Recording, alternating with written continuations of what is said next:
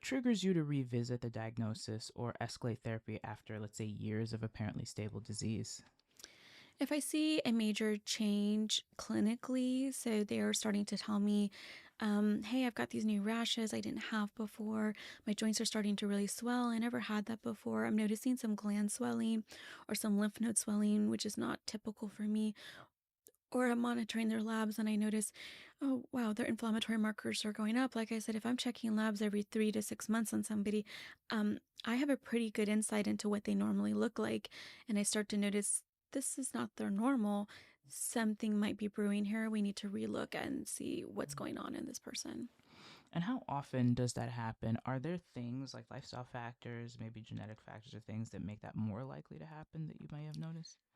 So I would say in general, the thing about autoimmune disease that I've already kind of said, it's a constantly evolving landscape. So we are always thinking about it. But that being said, it's not that you have to live in fear. So, the longer somebody goes in well controlled disease, the more likely they're going to remain in remission and well controlled. However, there are factors that I've seen that have triggered them to change. Those are going to be things that we know can also trigger underlying autoimmune disease. And when I say infection, so they get some sort of infection and that kind of, you know, puts them into the next phase, which we hadn't seen before.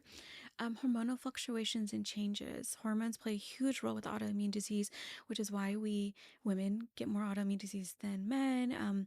Pregnancy, postpartum. So let's say I've had a well-controlled patient and she has a baby and she comes in 6 weeks after her baby and everything looks off. That can definitely be a trigger. Smoking can definitely do it. And then stress. I have seen more often than not individuals who seemingly were well controlled, maybe some stressful life event happened, and that kind of just triggered this escalation in their disease. Sjogren's often causes symptoms that don't correlate neatly with lab results. How do you validate and manage those patient concerns?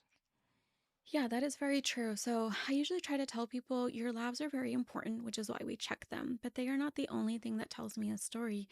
The history tells me a huge story. So talking to our patients, listening to them, physical exam is so important. And a lot of it also comes from experience.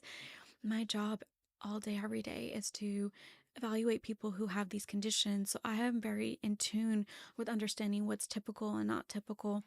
So I'm able to validate them from that standpoint. I can understand where they run into challenges because maybe not everybody has those experiences.